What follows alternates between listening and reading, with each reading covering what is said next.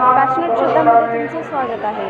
आणि आज दत्तजयंतीनिमित्त आम्ही आलेलो आहोत नारायणपूर येथील मंदिरामध्ये दर्शन घेण्यासाठी. इथे प्रचलित असलेली एकमुखी सुंदर दत्तमूर्ती आणि श्री गुरुपादुका याचे दर्शन करण्यासाठी लोक खूप लांबून लांबून येतात. आणि इथे दत्तजयंती म्हणजे श्री भगवान दत्तात्रय यांचा जन्मोत्सव.